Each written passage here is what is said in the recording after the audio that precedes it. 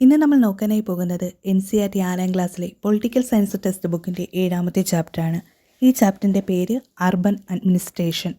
കഴിഞ്ഞ ചാപ്റ്ററുകളിൽ rural അഡ്മിനിസ്ട്രേഷനായ panchayat, village എന്നിവയെക്കുറിച്ചാണല്ലോ പഠിച്ചത്. എന്നാൽ ഇന്ന് നമ്മൾ നോക്കാനായിട്ട് പോകുന്നത് അർബൻ അഡ്മിനിസ്ട്രേഷനായ കോർപ്പറേഷനും മുനിസിപ്പാലിറ്റികളെയും കുറിച്ചാണ്. മുൻപിലത്തെ ചാപ്റ്ററിൽ ഒരു വ്യക്തിയുടെ ജീവിതത്തിൽ നടന്ന സംഭവവുമായി ബന്ധപ്പെടുത്തിയാണ് റൂറൽ അഡ്മിനിസ്ട്രേഷൻ എന്തെന്ന് നമുക്ക് മനസ്സിലാക്കാനായിട്ട് കഴിഞ്ഞത്. എന്നാൽ ഈ ചാപ്റ്ററിലും അപ്രകാരമുള്ള സംഭവത്തോട് കൂടിയിട്ടാണ് ആരംഭിക്കുന്നത്. ഞായറാഴ്ച ഉച്ചതിരിഞ്ഞ് മാലയും സുഹൃത്തുക്കളായ ശങ്കർ, ജഹാംഗീർ, റെഹാന എന്നിവരും ചേർന്ന് ഗ്രൗണ്ടിൽ ക്രിക്കറ്റ് കളിക്കുകയായിരുന്നു. ശങ്കർ ബൗൾ ചെയ്തു, റെഹാന ബാറ്റ് ചെയ്തു. ശങ്കർ മികച്ച ഓവർ വീഴ്ത്തി.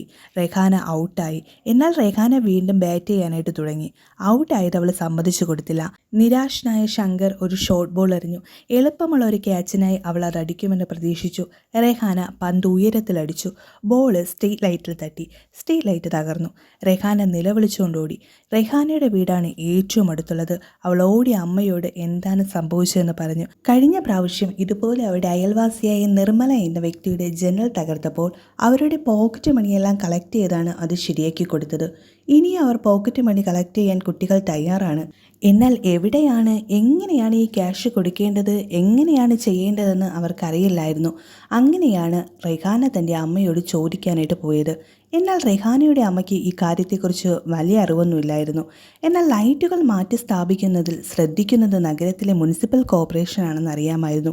ഈ കാര്യത്തെക്കുറിച്ച് ചോദിക്കാൻ ഏറ്റവും നല്ല വ്യക്തി യാസ്മിൻ ആണെന്ന് അവർക്ക് തോന്നി. അവർ മുനിസിപ്പാലിറ്റിയിൽ ജോലി ചെയ്തിരുന്നു. എന്നാൽ ഇപ്പോൾ റിട്ടയർഡായി. ഉടനെ അവർ യാസ്മിൻ ഖാലയോട് ചോദിക്കാനായിട്ട് പോയി. റെഹാനയും യാസ്മിൻ ഖാലയും ഒരേ പാതയിലാണ് താമസിച്ചിരുന്നത്.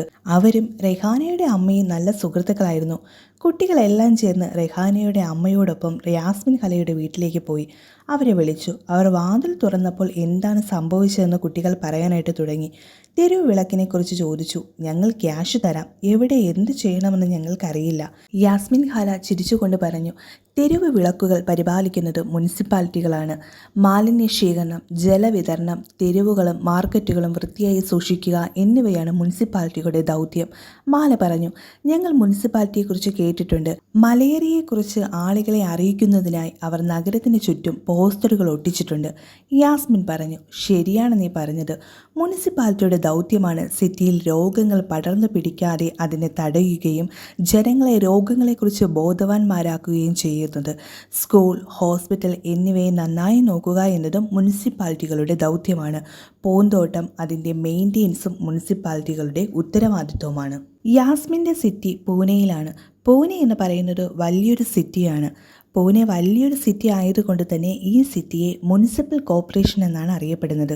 ചെറിയ ടൗൺ ആണെങ്കിൽ അതിനെ മുനിസിപ്പൽ കൗൺസിൽ എന്നാണ് പറയുന്നത്. മുനിസിപ്പൽ കൗൺസിലും മുനിസിപ്പൽ കോർപ്പറേഷനും ഒന്നല്ല, ഇവ തമ്മിൽ വ്യത്യാസമുണ്ട്. വലിയ സിറ്റികളിലാണ് മുനിസിപ്പൽ കോർപ്പറേഷൻ ഉള്ളത്. ചെറിയ ടൗണുകളിലാണ് മുനിസിപ്പൽ കൗൺസിലുള്ളത്. Next, ward councillor and administrative staff. Yasmin എന്ന വ്യക്തി മുനിസിപ്പാലിറ്റിയിൽ ജോലി ചെയ്തിരുന്ന ആളാണ്. എന്നാൽ ഇപ്പോൾ അവർ റിട്ടയർഡായി. ഇവിടെ റെഹാന എന്ന കുട്ടി യാസ്മിനോട് ചോദിക്കുകയാണ്, മുനിസിപ്പാലിറ്റിയിൽ പാർക്കിങ്ങിൻ്റെ കാര്യങ്ങൾക്ക് തീരുമാനം എടുക്കുന്ന ആ ഡിപ്പാർട്ട്മെൻറ്റിലായിരുന്നോ നിങ്ങൾ? മറുപടിയായി യാസ്മിൻ പറയുകയാണ്, അല്ല, ഞാൻ സാലറിയുടെ കാര്യങ്ങൾ നോക്കുന്ന ഡിപ്പാർട്ട്മെൻറ്റിലായിരുന്നു. ഒരു സിറ്റിയുടെ മുഴുവൻ കാര്യങ്ങൾ നോക്കുന്ന ഡ്യൂട്ടിയാണ് മുനിസിപ്പൽ കോർപ്പറേഷനുള്ളത്. അതുകൊണ്ട് തന്നെ മുനിസിപ്പൽ കോർപ്പറേഷൻ വളരെ വലുതാണ്. അതിനാൽ സിറ്റിയുമായി ബന്ധപ്പെട്ട് ധാരാളം തീരുമാനങ്ങൾ മുനിസിപ്പൽ കോർപ്പറേഷൻ എടുക്കേണ്ടതായിട്ട് വരും. ഉദാഹരണമായിട്ട് പറഞ്ഞാൽ, നഗരങ്ങൾ വൃത്തിയായി സൂക്ഷിക്കേണ്ടത്, പുതിയൊരു പാർക്കിംഗ് ഏരിയ നിശ്ചയിക്കേണ്ടത്, ഒരു പുതിയ ഹോസ്പിറ്റലിൻ്റെ നിർമ്മാണം തുടങ്ങിയ സംബന്ധിച്ചിട്ടുള്ള തീരുമാനങ്ങൾ എടുക്കേണ്ടത് മുനിസിപ്പാലിറ്റികളാണ്. ഇത്തരത്തിലുള്ള തീരുമാനങ്ങൾ എടുക്കാൻ മുനിസിപ്പാലിറ്റികൾ വാർഡ് കൗൺസിലർമാരെയാണ് ചുമതലപ്പെടുത്തിയിരിക്കുന്നത്. പഞ്ചായത്തിനെ കുറിച്ച് കഴിഞ്ഞ അധ്യായത്തിൽ നമ്മൾ പഠിച്ചപ്പോൾ കണ്ടു, പഞ്ചായത്തിനെ ഓരോ വാർഡായി തിരിച്ചിരിക്കുന്നു. ഈ വാർഡിലെ കാര്യങ്ങൾ നോക്കുന്നതിന് വാർഡ് മെമ്പറെ തിരഞ്ഞെടുക്കുന്നു, അല്ലേ? എന്നാൽ മുനിസിപ്പാലിറ്റിയിൽ വരുമ്പോഴോ സിറ്റികളെ പല വാർഡുകളായി തിരിച്ചിരിക്കുന്നു. ഈ വാർഡുകളിലെ കാര്യങ്ങൾ നോക്കുന്നതിന് വാർഡ് കൗൺസിലർമാരെ തിരഞ്ഞെടുക്കുന്നു. വ്യത്യാസം മനസ്സിലായല്ലോ, അല്ലേ? പഞ്ചായത്ത് വരുമ്പോൾ വാർഡ് മെമ്പറും മുനിസിപ്പാലിറ്റി വരുമ്പോൾ വാർഡ് കൗൺസിലറുമായി മാറുകയാണ്. അതുപോലെ പഞ്ചായത്ത് ഗ്രാമത്തിൻ്റെ കാര്യങ്ങളാണ് നോക്കുന്നത്, മുനിസിപ്പാലിറ്റികളോ നഗരത്തിൻ്റെ കാര്യങ്ങളാണ് നോക്കുന്നതല്ലേ. മുനിസിപ്പാലിറ്റികളിൽ പ്രധാനപ്പെട്ട തീരുമാനങ്ങൾ എടുക്കണമെങ്കിൽ എല്ലാ വാർഡ് കൗൺസിലിൻ്റെയും കമ്മിറ്റി വിളിച്ചു കൂട്ടിയിട്ട് അവിടെ വെച്ച് തീരുമാനങ്ങൾ എടുക്കുന്നു. ഉദാഹരണമായിട്ട് പറഞ്ഞാൽ ബസ് സ്റ്റാൻഡ് ഡെവലപ്മെൻറ്റ് ചെയ്യേണ്ടതുണ്ടെങ്കിലോ വലിയ മാർക്കറ്റ് സ്ഥലത്ത് അതിൻ്റെ മാലിന്യങ്ങൾ ദിനം പ്രതി വൃത്തിയാക്കേണ്ടതുണ്ടെങ്കിലോ നഗരത്തിലെ ഏതെങ്കിലും പ്രദേശത്ത് വൃത്തിഹീനമായ ഡ്രൈനേജ് ഉണ്ടെങ്കിലോ സ്ട്രീറ്റ് ലൈറ്റ് കത്താതെയായി ഉണ്ടെങ്കിലോ തുടങ്ങിയവയ്ക്കുള്ള കാര്യങ്ങളെല്ലാം തീരുമാനങ്ങൾ എടുക്കുന്നത് വാർഡ് കൗൺസിലിൻ്റെ കമ്മിറ്റികളാണ്. ഓരോ വാർഡിലെ ഈ പ്രശ്നങ്ങൾ അതത് വാർഡ് കൗൺസിലർമാരോടാണ് അറിയിക്കേണ്ടത്. ഉദാഹരണമായിട്ട് പറഞ്ഞാൽ ഇലക്ട്രിക് ലൈറ്റ് പൊട്ടുകയോ ഇലക്ട്രിക് പോസ്റ്റുകളിൽ വാഹനങ്ങൾ കൊണ്ടിടിച്ച് പോസ്റ്റ് മുറിഞ്ഞു വീഴുകയോ ചെയ്താൽ ആ പ്രദേശത്തെ പ്രാദേശിക കൗൺസിലർക്ക് ഇലക്ട്രിസിറ്റിയുമായി ബന്ധപ്പെടാൻ പ്രദേശ നിവാസികളെ സഹായിക്കാനാകും. മുനിസിപ്പൽ കൗൺസിലർമാർ അവരുടെ പ്രവർത്തനങ്ങൾ ചെയ്യുന്നതിന് ഒത്തിരി പണം ആവശ്യമാണ്. ഇവ ലഭിക്കുന്ന ഒന്നാമത്തെ മാർഗമാണ് ഹൗസ്, ലാൻഡ് മുതലായവയിൽ നിന്നുള്ള പ്രോപ്പർട്ടി ടാക്സിലൂടെ. രണ്ടാമതായി ഹോട്ടൽ, ഷോപ്പ്, തിയേറ്റർ എന്നിവയിൽ നിന്നുള്ള ടാക്സ്. മൂന്നാമതായി വാട്ടർ ടാക്സ്. നാലാമതായി ഇലക്ട്രിസിറ്റി ടാക്സ്. അഞ്ചാമതായി വിദ്യാഭ്യാസ സ്ഥാപനങ്ങൾ, ബിൽഡിംഗ്, മാർക്കറ്റ് എന്നിവയിൽ നിന്നുള്ള വരുമാനം. ആറാമതായി സ്റ്റേറ്റ് ഗവൺമെൻറ് നൽകുന്ന ഗ്രാൻറ്റുകൾ. ഏഴാമതായി പെറ്റ്സ് ആൻഡ് സ്ട്രേ അനിമൽസിൽ നിന്നുള്ള വരുമാനവും. ഇവയിൽ നിന്ന് കിട്ടുന്ന വരുമാനത്തിൻ്റെ അടിസ്ഥാനത്തിലാണ് ഇവർ ആ സ്ഥലത്തുള്ള വർക്കുകൾ ഡെവലപ്മെൻറ്റ് ചെയ്യുന്നത്. സിറ്റി എന്ന് പറയുന്നത് വളരെ വലുതാണല്ലേ. അതുകൊണ്ട് തന്നെ ഈ കാര്യങ്ങൾ ചെയ്യാൻ ഒത്തിരി ആൾക്കാർ വേണം. ഇതുമായി ബന്ധപ്പെട്ട് റെഹാനയോട് ശങ്കർ എന്ന കുട്ടി ചോദിക്കുകയാണ്, മുനിസിപ്പൽ കോർപ്പറേഷനിൽ ഇത്തരം കാര്യങ്ങൾ ചെയ്യാൻ ഒത്തിരി വർക്കേഴ്സ് വേണ്ടേ? ഒത്തിരി വർക്കേഴ്സ് ഉണ്ടോ? മറുപടിയായി റെഹാന പറയുകയാണ്, ഒത്തിരി വർക്കേഴ്സ് ഉണ്ട്. അതുകൊണ്ട് തന്നെ പല രീതിയിലുമുള്ള ഡിപ്പാർട്ട്മെൻറ്റായിട്ട് തിരിച്ചിട്ടാണ് ജോലി ചെയ്യുന്നത്.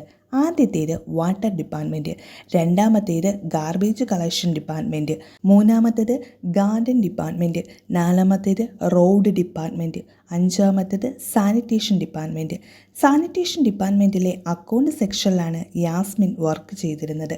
ഗാർബേജ് അഥവാ മാലിന്യങ്ങൾ എങ്ങനെയാണ് കളക്ട് ചെയ്യുന്നതെന്ന് അടുത്ത ക്വസ്റ്റ്യൻ വന്നു. നമ്മുടെ പ്രദേശങ്ങളിലും ഇത്തരത്തിലുള്ള മാലിന്യങ്ങൾ കുന്നുകൂടി കിടക്കുന്നത് നിങ്ങൾ കണ്ടിട്ടുണ്ടായിരിക്കുമല്ലേ. ഈ മാലിന്യങ്ങൾ കളക്ട് ചെയ്യാതിരുന്നാൽ അവിടേക്ക് ഡോഗ്, എലികൾ, ഈച്ചകളൊക്കെ ഈ മാലിന്യം കഴിക്കാനായിട്ട് വരും. അതുമൂലം ഒത്തിരി അസുഖങ്ങളും അതുപോലെ സ്മെല്ലും ഉണ്ടാവുമല്ലേ. ഇത്തരത്തിലുള്ള പ്രശ്നം ഇവരുടെ നാട്ടിലുണ്ടായ സമയത്ത് അവിടുത്തെ സ്ത്രീകളെല്ലാം കൂടി ചേർന്ന് യാസ്മിൻ്റെ അടുത്ത് വന്ന് സംസാരിക്കുകയാണ്. അപ്പോൾ യാസ്മിൻ പറഞ്ഞു, ഡിപ്പാർട്ട്മെൻറ്റിലെ ചില ഉദ്യോഗസ്ഥരുമായി എനിക്ക് സംസാരിക്കാൻ കഴിയുമായിരുന്നു. പക്ഷേ അവ ക്ലീൻ ചെയ്യാനായിട്ട് എത്ര സമയമെടുക്കുമെന്ന് എനിക്ക് ഉറപ്പില്ല. അപ്പോൾ ഗംഗാഫായി എന്ന സ്ത്രീ പറഞ്ഞു, നമ്മുടെ വാർഡ് കൗൺസിലിനെ കാണാം. നമ്മൾ തിരഞ്ഞെടുത്ത ആളാണ്. അതുകൊണ്ട് തന്നെ ഈ കാര്യങ്ങൾ വാർഡ് കൗൺസിലിനോട് പറയാമെന്ന് തീരുമാനിക്കുകയും അവർ ഒരു ചെറിയ കൂട്ടം സ്ത്രീകളുമായി അദ്ദേഹത്തിൻ്റെ വീട്ടിലേക്ക് പോയി. അവർ അയാളുടെ വീട്ടിന് മുന്നിൽ മുദ്രാവാക്യം വിളിക്കാൻ തുടങ്ങി. അയാൾ പുറത്തു വന്ന് എന്താണ് ആവശ്യമെന്ന് അവരോട് ചോദിച്ചു. യാസ്മിൻ ഖാല റിട്ടയർഡ് ആയതിനു ശേഷം വന്ന കാര്യമാണ് അടുത്തായി പറയാൻ പോകുന്നത്. അടുത്ത കാലത്തായി പണം ലഭിക്കാനായി രാജ്യത്തുടനീളമുള്ള നിരവധി മുനിസിപ്പാലിറ്റികളിലെ കമ്മീഷണർമാർ മാലിന്യം ശേഖരിക്കുന്നതിനും സംസ്കരിക്കുന്നതിനും സ്വകാര്യ കരാറുകളെ നിയമിച്ചിരുന്നു. ഇതിനെ സബ് കോൺട്രാക്റ്റിംഗ് എന്നാണ് വിളിക്കുന്നത്. ഇതിനർത്ഥം സർക്കാർ ജീവനക്കാർ മുമ്പ് ചെയ്തിരുന്ന ജോലി ഇപ്പോൾ ഒരു സ്വകാര്യ കമ്പനിയാണ് ചെയ്യുന്നത് എന്നാണ്. ഈ കരാർ തൊഴിലാളികൾക്ക് കുറഞ്ഞ വേതനമാണ് ലഭിക്കുന്നത്.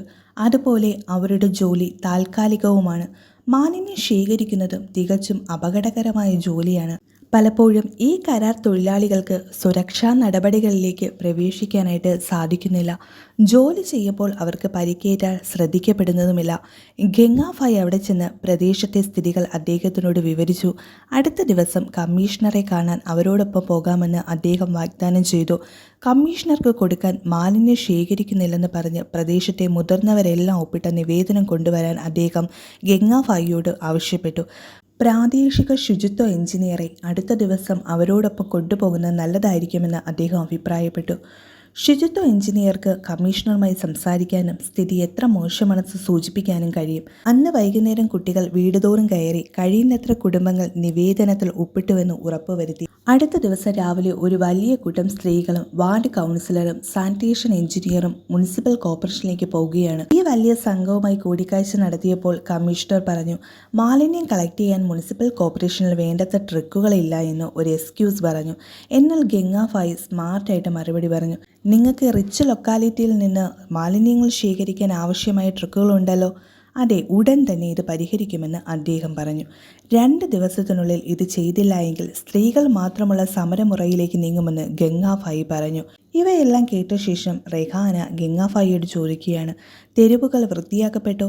2 ദിവസത്തിനുള്ളിലല്ല, പിന്നീട് കൂടുതൽ ഗൗരവമേറിയ മറ്റൊരു പ്രതിഷേധത്തിന് ശേഷം ഈ പ്രദേശത്തെ ശുചിത്വ സേവനം ലഭ്യമാക്കി. ഗംഗാഫായിയുടെ ഈ രീതി കുട്ടികൾക്ക് ഇഷ്ടമായി. യാസ്മിൻ കല പറയുകയാണ്, നമ്മുടെ മാലിന്യങ്ങൾ നമ്മൾ തന്നെ സംസ്കരിച്ചാൽ മുനിസിപ്പൽ കോർപ്പറേഷന് അവിടെ ജോലി കുറയ്ക്കാം. ഇത് കേട്ട കുട്ടികൾ യാസ്മിനോട് നന്ദി പറഞ്ഞ് ഒരുമിച്ച് തെരുവിലേക്ക് നടന്നു. ഈ ഒരു ചാപ്റ്റർ അവസാനിക്കുന്നത് സൂറത്തിൽ നടന്ന ഒരു സംഭവത്തെ ഓർമ്മിപ്പിച്ചുകൊണ്ടാണ്. 1994 സൂറത്ത് നഗരത്തിൽ പ്ലേഗ് എന്ന അസുഖം വന്നു. ആ കാലഘട്ടത്തിൽ ഏറ്റവും വൃത്തിഹീനമായ നഗരമെന്നാണ് സൂറത്ത് അറിയപ്പെട്ടിരുന്നത്. അതിന് കാരണം വീടുകളിലെയും റെസ്റ്റോറൻറ്റുകളിലെയും ഹോട്ടലുകളുടെയും മാലിന്യം അടുത്തുള്ള അഴുക്കുചാലിലേക്കോ തെരുവിലേക്കാണ് വലിച്ചെറിഞ്ഞിരുന്നത്. അതുകൊണ്ട് തന്നെ ശുചീകരണ തൊഴിലാളികൾക്ക് മാലിന്യങ്ങൾ ശേഖരിച്ച് സംസ്കരിക്കുന്നതിന് വളരെ ബുദ്ധിമുട്ടായിരുന്നു. ഇതിനു പുറമെ നഗരസഭ മാലിന്യം ശേഖരിക്കേണ്ട സമയങ്ങളിൽ മാലിന്യം ശേഖരിക്കാത്തതും സ്ഥിതി വഷളാകാൻ കാരണമായി. പ്ലേഗ് വായുവിലൂടെ പടരുന്ന ഒരു രോഗമാണ്. അതുകൊണ്ട് രോഗം വന്നവരെ ഒറ്റപ്പെടുത്തിയിരുന്നു. സൂറത്തിലെ നിരവധി പേർക്ക് ജീവൻ നഷ്ടമായി. 3 ലക്ഷത്തിലധികം ആളുകൾ നഗരം ഉപേക്ഷിച്ചു പോയി. പ്ലേഗിന്റെ ഭീതിയിൽ മുനിസിപ്പൽ കോർപ്പറേഷൻ നഗരം പൂർണ്ണമായി വൃത്തിയാക്കി. അതുകൊണ്ട് തന്നെ സൂറത്ത് ഇന്ത്യയിലെ ഏറ്റവും വൃത്തിയുള്ള നഗരങ്ങളിലൊന്നായി ഇന്നറിയപ്പെടുന്നു. ഇത്രയുമുള്ളൂ ഈ ചാപ്റ്ററിൽ നമുക്ക് പഠിക്കാനായിട്ടുള്ളത്. ഈ വീഡിയോ നിങ്ങൾക്ക് ഇഷ്ടമായെങ്കിൽ ലൈക്ക് ചെയ്യുക, ഉപകാരപ്രദമായെങ്കിൽ സബ്സ്ക്രൈബ് ചെയ്യുക, മറ്റുള്ളവരിലേക്കും കൂടി ഷെയർ ചെയ്യുക.